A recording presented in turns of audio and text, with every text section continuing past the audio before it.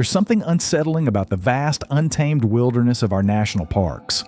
Sprawling landscapes of breathtaking beauty, towering granite cliffs, deep forests, rushing rivers, and endless trails draw millions of visitors each year.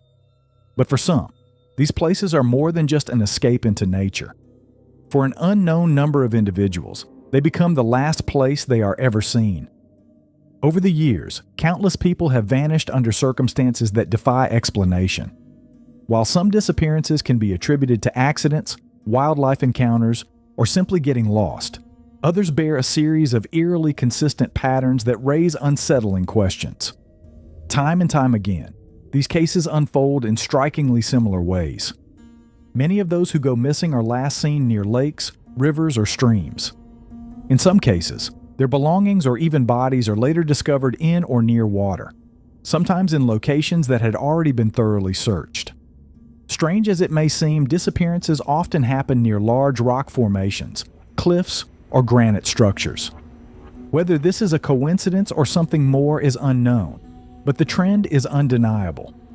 Another common theme is the abrupt onset of extreme weather. Unexpected snowstorms, torrential rain, dense fog that hampers search efforts and erases crucial evidence. Search teams have often been forced to halt operations due to these sudden and sometimes unseasonal weather shifts.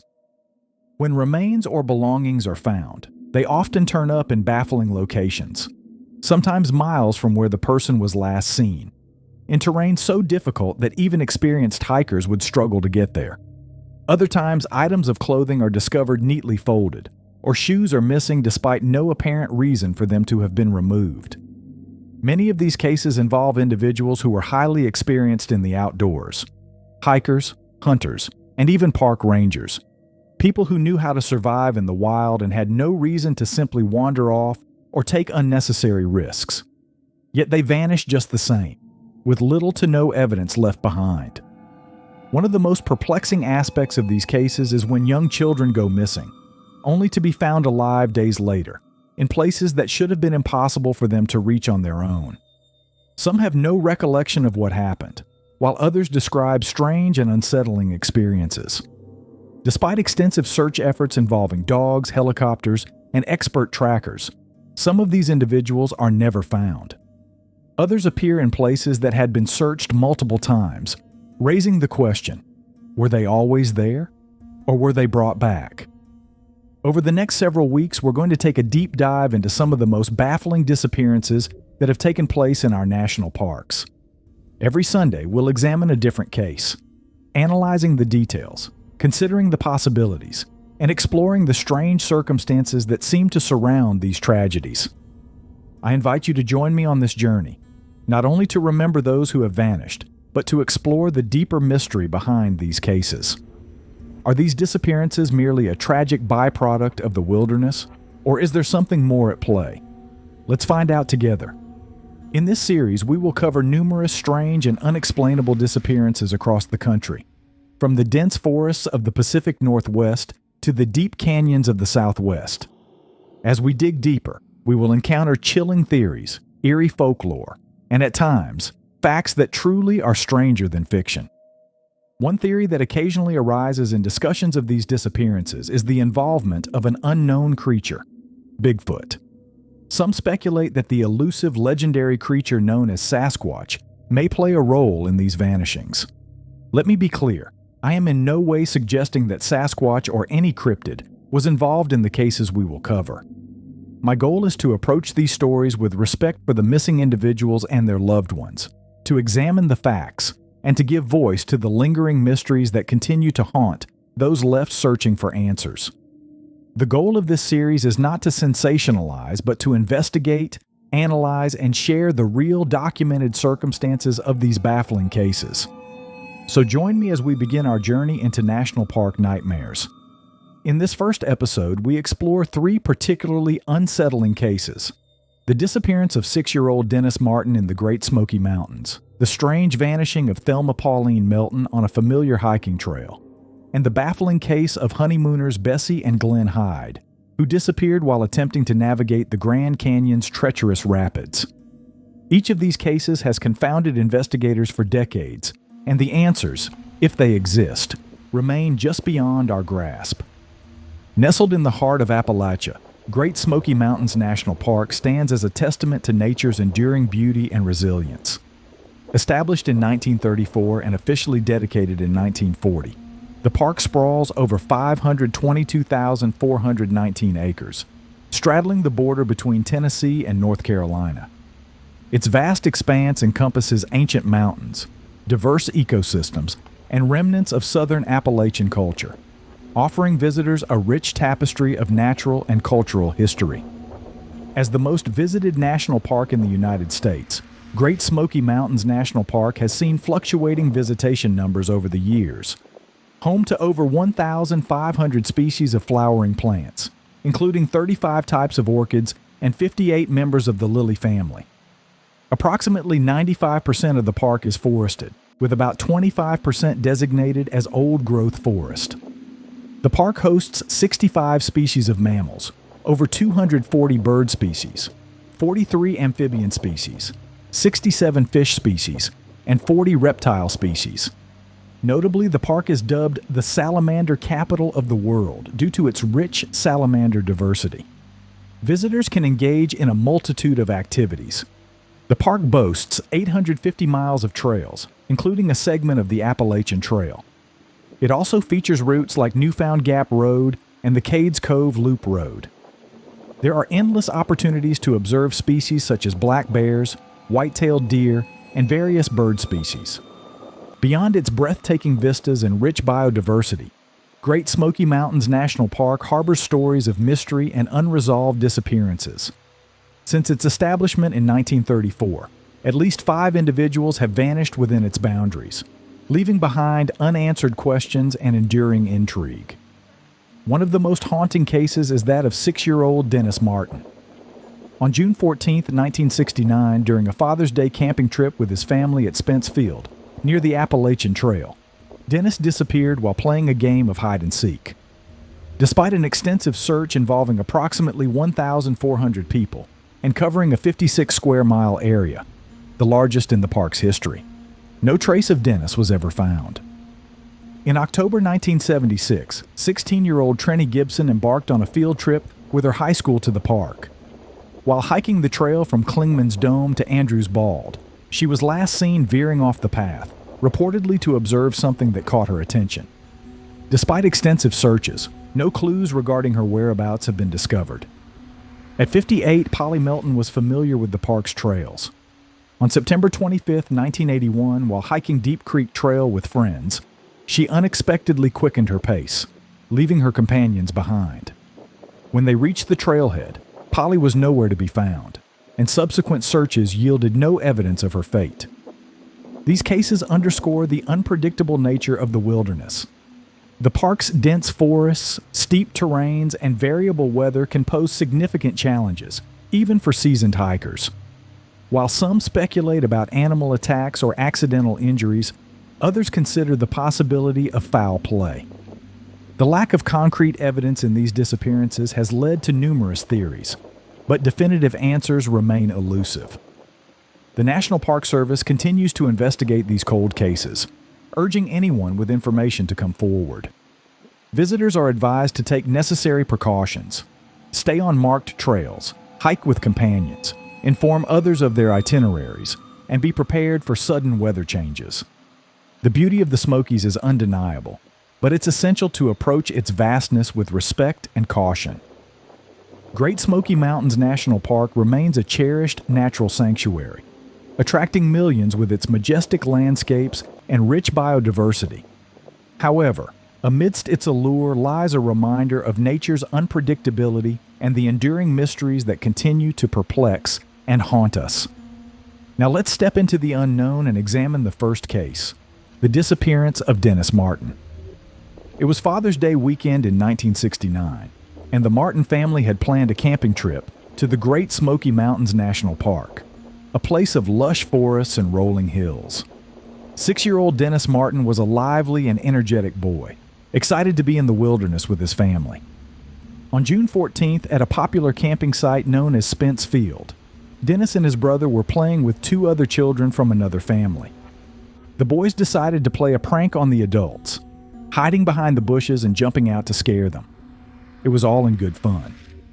The plan was for Dennis to circle around the brush and surprise the group from behind, but Dennis never came back. His family immediately started searching, calling out his name. Within minutes, panic set in. The area was thoroughly combed by campers and later by park rangers, but there was no sign of Dennis. Within hours, hundreds of searchers, including Green Berets, FBI agents, and local volunteers, scoured the forest, yet the little boy had vanished into thin air.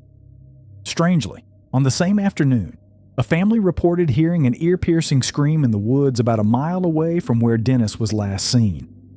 Another witness, a park visitor, claimed to have seen a disheveled, bear-like man carrying something over his shoulder, heading deeper into the forest.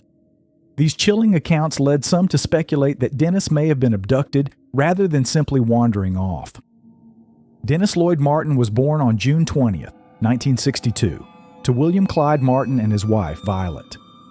A quiet and reserved child, Dennis had a slight developmental delay, placing his mental age about half a year behind his peers. Despite this, he was active and adventurous, cherishing outdoor activities, especially those involving his family. The Martins had a tradition of celebrating Father's Day with camping trips, and the 1969 excursion was no exception. On June 13, 1969, Dennis, his father William, his grandfather Clyde, and his 9-year-old brother Douglas embarked on a camping trip in the Great Smoky Mountains National Park. They began their hike from Cades Cove to Russell Field, camping overnight. The following day, they continued to Spence Field, a highland meadow along the Appalachian Trail, intending to spend the night there. At approximately 4:30 p.m. on June 14th, while at Spence Field, Dennis and his brother met 2 other boys from another family. The children decided to play a prank on the adults by hiding separately and then simultaneously jumping out to startle them. Dennis, wearing a bright red t-shirt, green shorts, and low-cut Oxford shoes, was instructed to hide behind a bush. The other boys executed the prank successfully, but when Dennis's turn came, he was nowhere to be found. William Martin immediately began searching for his son, calling out his name and scouring the nearby area. After about 20 minutes without success, panic set in. Clyde Martin, Dennis's grandfather, hurried down the trail toward Cades Cove to seek help, covering nearly 6 miles to reach the ranger station by 8:30 p.m. Park rangers promptly initiated a search operation that would soon escalate into one of the most extensive in the park's history. The search for Dennis Martin mobilized an unprecedented number of resources.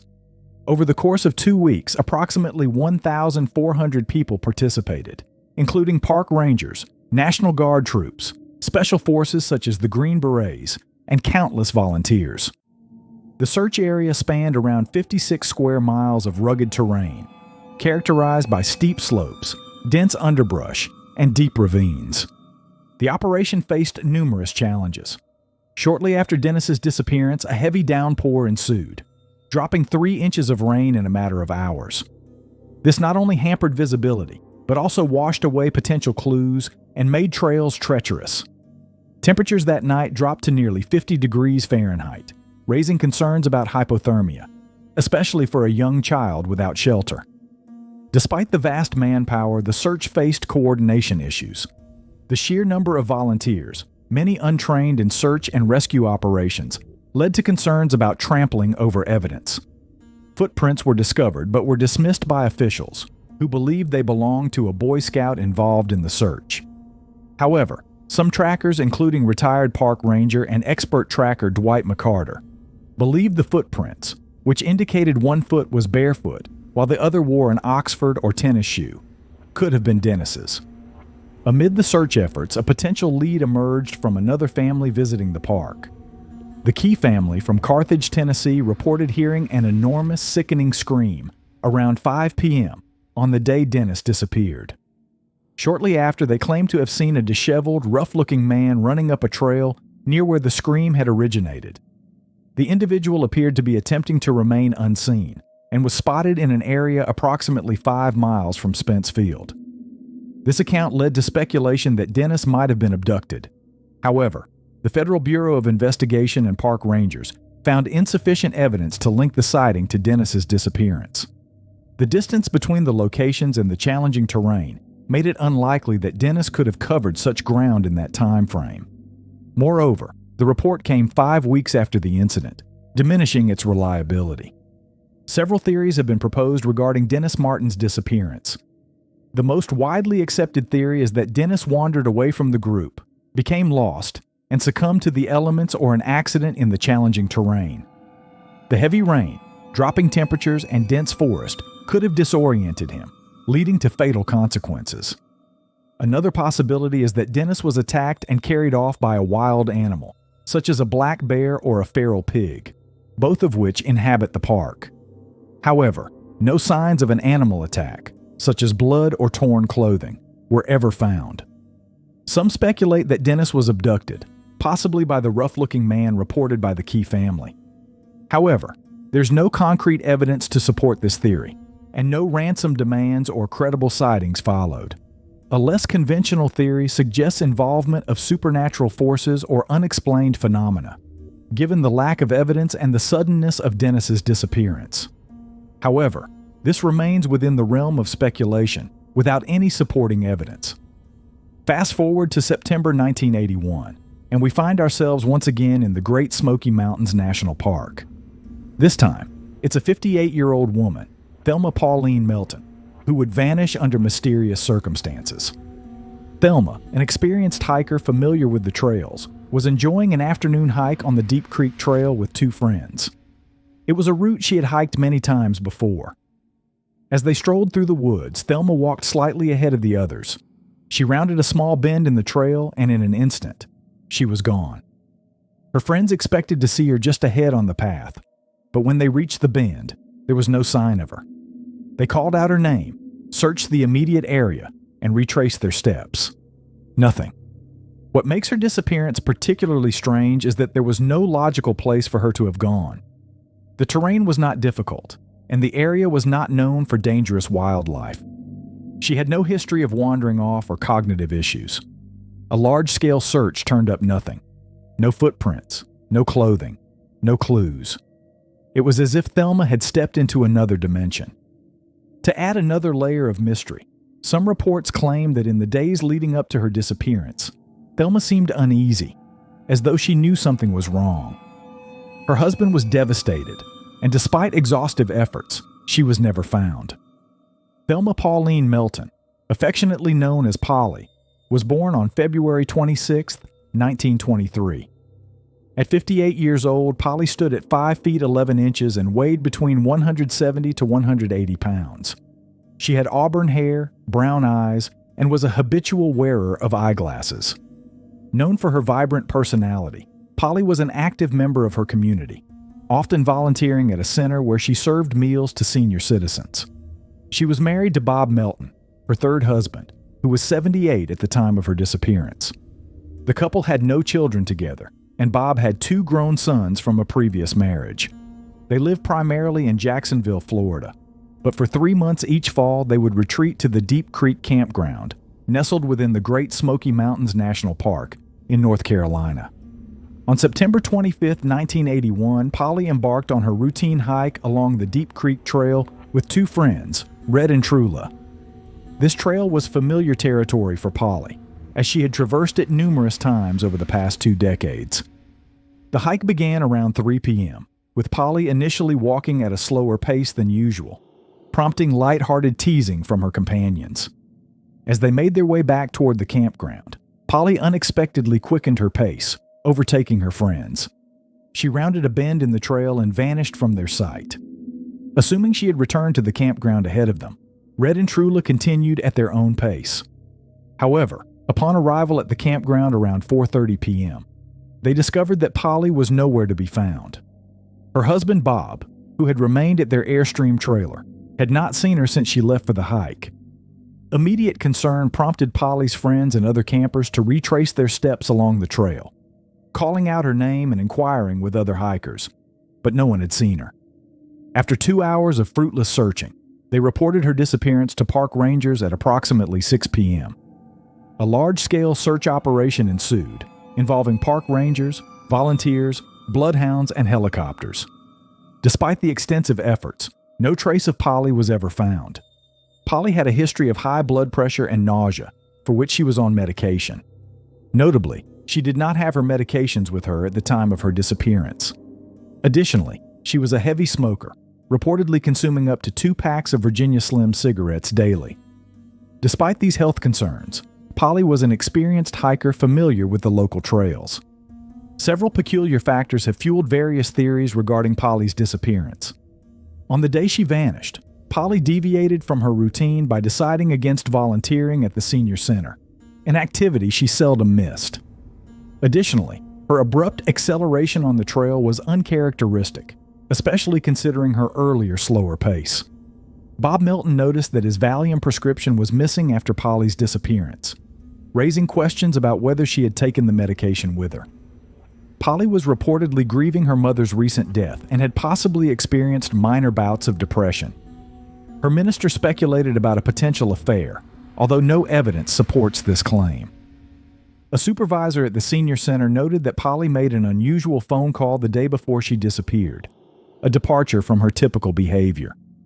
Months after her disappearance, a check bearing Polly's name was reportedly cashed in Birmingham, Alabama. Investigators followed this lead, but it did not yield any conclusive information. Given the lack of evidence, several theories have emerged. Some speculate that Polly may have chosen to leave her life behind due to personal reasons, such as marital stress or a desire for a fresh start. Considering her health issues, it's possible Polly experienced a sudden medical crisis, leading her off the trail.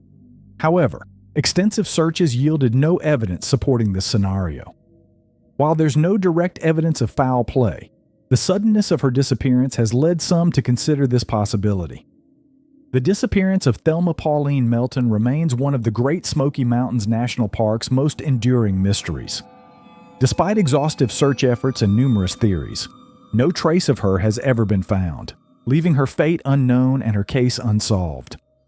On the crisp autumn morning of October 8, 1976, 16-year-old Teresa Trenny Lynn Gibson boarded a school bus with her classmates, unaware that she would never return home. She was one of 40 students from Bearden High School in Knoxville, Tennessee, participating in a school-sponsored field trip to the Great Smoky Mountains National Park. The students were told they were going on a hike, but strangely, they weren't informed of their exact destination until after they had already boarded the bus. The trip, organized by their horticulture teacher, Wayne Dunlap, was intended to be an educational outing, a chance for students to observe the changing colors of fall and learn about local plant life. It was supposed to be a fun, relaxing day in nature. But for Trenny, it would become a mystery that has puzzled investigators for nearly half a century. What happened to Trenny Gibson on that mountain? Did she vanish by accident, or was she taken by someone who knew she would be there that day? Trenny wasn't the kind of teenager who ran away. She was a responsible, level-headed girl with strong ties to her family. She had left $200 in her drawer at home and had an untouched $1,000 in her bank account. Money that, had she planned to disappear, she likely would have taken with her. Her parents, teachers, and friends all agreed. Trenny had no reason to run away. She had also dressed for a day hike, wearing a blue blouse, a blue and white sweater, a brown and orange plaid heavy jacket, and blue jeans. She had on her normal everyday jewelry, 3 rings, and carried a brown purse. Nothing about her behavior that morning suggested she was planning anything out of the ordinary. She was simply going on a hike with her classmates. And yet, something happened. Something that would lead to her vanishing without a trace. The students began their trek near Clingman's Dome, the highest point in the Smoky Mountains. They hiked along the Forney Ridge Trail, which would take them to Andrews Bald, a clearing known for its breathtaking views. The students naturally split into groups, walking at different paces. Trenny was seen walking with a boy named Robert Simpson, a friend of her older brother. However, at some point, Robert stopped to track a bear he had spotted near the trail. Trenny continued on without him. Witnesses recall seeing her a short distance ahead, walking alone. She seemed to be following the trail, but then, in a moment that has haunted investigators ever since, she suddenly veered off the path. Multiple students later recalled seeing her stepping off to the right, near a large rock overhang. But why? Had she seen something or someone? Was she simply stopping to rest, or was she lured away? When the group arrived at the parking lot near Klingman's Dome around 3:30 p.m., they assumed she was already there. But she wasn't, and she never arrived. As the hours passed and Trenny failed to appear, panic set in. Park rangers, volunteers, and tracking dogs were quickly deployed. The search went on for weeks, but no sign of Trenny was ever found. No clothing, no footprints, nothing. Oddly, tracking dogs did pick up a scent trail. It led from the last place she was seen, followed the trail for a short distance, then veered toward the Appalachian Trail.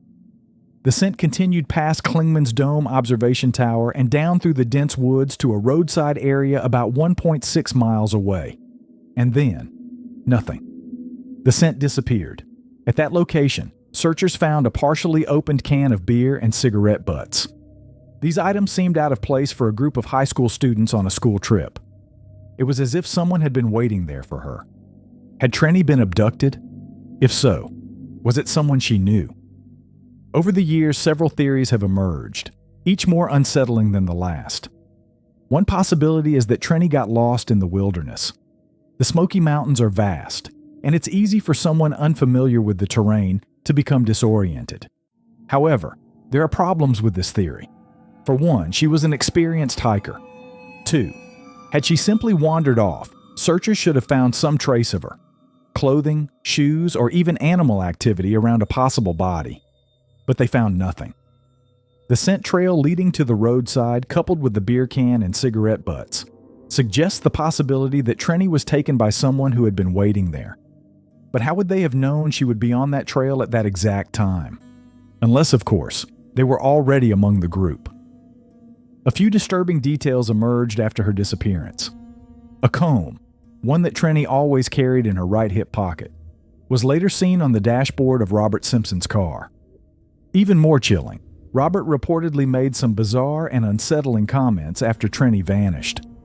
He allegedly told Trenny's sister that if Kelvin Bowman, a young man with a history of threatening Trenny, had taken her, she was probably dead. He also made an offhand remark about how she could have run off with a horny hitchhiker. Was Robert just making careless statements, or did he know something more? Kelvin Bowman was another figure of concern. Months before Trenny's disappearance, Kelvin had attempted to break into the Gibson home and was shot in the foot by Trenny's mother. After serving a 6-month sentence, Kelvin reportedly threatened to get revenge on Trenny. Some students claimed to have seen a car following the school bus that day, possibly Kelvin's. However, the teacher and principal stated that no cars were trailing them. Officially, Kelvin was in school that day, but was he? Or did he find a way to follow her? Despite extensive searches and investigations, no trace of Trenny Gibson has ever been found. Her disappearance remains one of the most perplexing cases in the Great Smoky Mountains National Park. To this day, her family continues to wonder what happened to their daughter, sister, and friend. Did she make a wrong turn that led to a tragic accident? Or was she taken by someone who had planned it all along? The Smoky Mountains hold their secrets well, and Trenny Gibson's fate remains one of them. If you have any information about the disappearance of Trenny Gibson, please contact the authorities. And remember, sometimes the most unsettling mysteries are the ones that leave no trace at all. For our final case in this episode, we travel back to 1928 to one of the most baffling disappearances in Grand Canyon National Park. Bessie and Glen Hyde, a newlywed couple, were adventurous souls on a honeymoon unlike any other. Their goal? To raft down the entire length of the Colorado River through the Grand Canyon, an endeavor that, at the time, was considered extremely dangerous. Grand Canyon National Park, located in northwestern Arizona, is one of the most iconic natural landmarks in the United States. Established as a national park in 1919, it encompasses over 1.2 million acres and features the awe-inspiring Grand Canyon, a chasm approximately 277 miles long, up to 18 miles wide, and averaging a mile deep. In 2024, the National Park Service reported a record 331.9 million recreational visits across all national parks, with the Great Smoky Mountains National Park being the most visited, followed by parks like the Grand Canyon. Grand Canyon National Park has been noted for its number of missing persons and fatalities.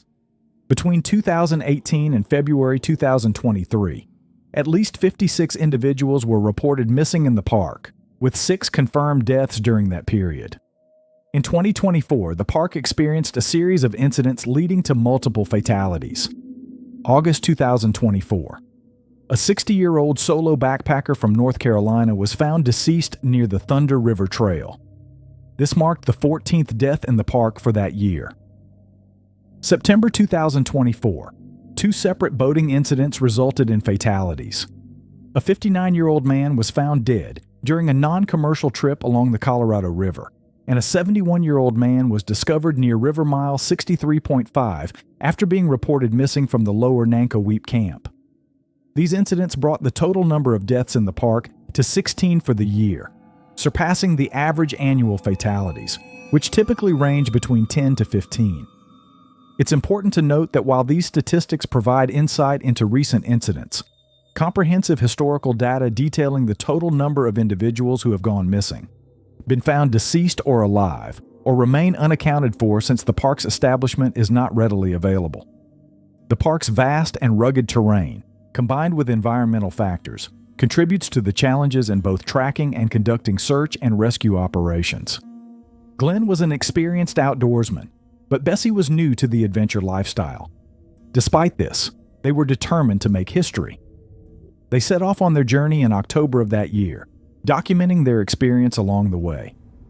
They were last seen on November 18th when they stopped at the home of an experienced river guide, Emery Kolb.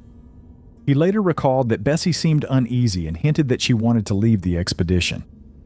Days later, their wooden boat was discovered floating in the river, completely intact, with all their supplies still on board. But Bessie and Glen were nowhere to be found. No bodies, no signs of struggle, no clues. It was as if they had simply stepped off the boat and disappeared into the air. Over the years, theories about their fate have ranged from drowning to foul play.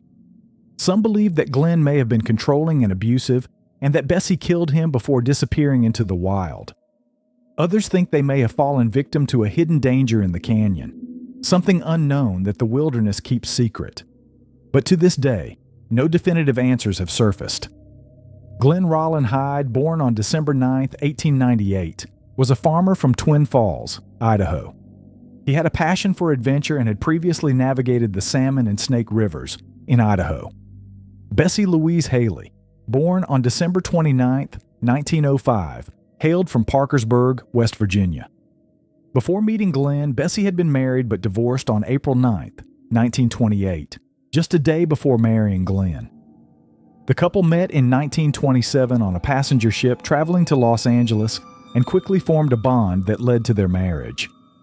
For their honeymoon, Glen and Bessie decided to embark on a daring adventure, navigating the treacherous rapids of the Colorado River through the Grand Canyon. Glen aimed to set a new speed record for traversing the Grand Canyon, and Bessie aspired to become the first woman to accomplish this feat. In October 1928, they traveled to Green River, Utah, where Glen constructed a 20-foot wooden sweep scow, a type of flat-bottom boat commonly used by river runners of that era. They launched their journey on October 20th, 1928, planning to navigate the Green and Colorado rivers down to Needles, California. As they progressed, the Hydes interacted with several individuals. On November 16, 1928, they hiked out of the canyon via the Bright Angel Trail to resupply. At the south rim, they met Emery Kolb, a renowned photographer and river guide, who took their photograph. Kolb later recounted that Bessie seemed apprehensive about continuing the journey, hinting at her desire to end the trip. Despite Kolb's concerns and offers for them to stay longer, Glen was determined to proceed. They were last seen on November 18, 1928, as they departed downriver below Hermit Rapid. When the Hydes failed to arrive at their intended destination, a search was initiated. On December 19, 1928, a search plane spotted their scow adrift around River Mile 237. The boat was upright and fully intact, with all supplies, including Bessie's diary and their camera, still secured. The last photo on the camera was taken near River Mile 165, likely around November 27th. Bessie's diary indicated they had cleared 231-mile rapid, suggesting they had made it as far as Diamond Creek. Despite extensive search efforts, no trace of the couple was ever found. The mysterious disappearance of the Hydes has led to numerous theories. Given the river's challenging rapids and their lack of life jackets, it's plausible they were ejected from the boat and drowned. Some speculate that Emery Kolb, being one of the last to see them alive, might have been involved. In 1976, skeletal remains with a bullet in the skull were found on Kolb's property. However, forensic analysis later determined the skeleton belonged to a man no older than 22, who died no earlier than 1972, ruling out Glen Hyde. In 1971, a woman on a commercial Grand Canyon rafting trip claimed she was Bessie Hyde and had killed Glen in self-defense. She later recanted, and no evidence supported her claim. Additionally, after the death of river guide Georgie Clark in 1992, documents found among her possessions led to speculation she was Bessie Hyde living under an alias. However, Clark's well-documented early life contradicts this theory. The tale of Glen and Bessie Hyde remains one of the Grand Canyon's enduring mysteries. Their story has been featured in various media, including a 1987 episode of Unsolved Mysteries. Despite numerous investigations and theories, their fate remains unknown, capturing the imagination of adventurers and historians alike. The wilderness holds secrets that often defy understanding. The cases of Dennis Martin, Thelma Pauline Melton, Trenny Gibson, and Bessie and Glen Hyde are just a few among the many disappearances that have left families searching for answers and investigators scratching their heads. What makes these cases even more haunting is the complete lack of physical evidence. No remains, no belongings, no definitive clues, just vanished without a trace. Are these simply tragic accidents, or is there something more? Could it be that the deep forests, remote mountains, and roaring rivers of our national parks hide something we have yet to comprehend? Some believe these parks are home to forces beyond our understanding, whether supernatural, cryptid, or human. As we continue this journey, we will explore even more cases that push the boundaries of logic and understanding. In the next episode, we'll unravel more unsettling disappearances, explore eerie patterns, and delve into the chilling similarities between cases. The deeper we go, the stranger the stories become. In the meantime, stay curious, stay vigilant, and keep following the National Park Nightmares series for more of these mysterious cases.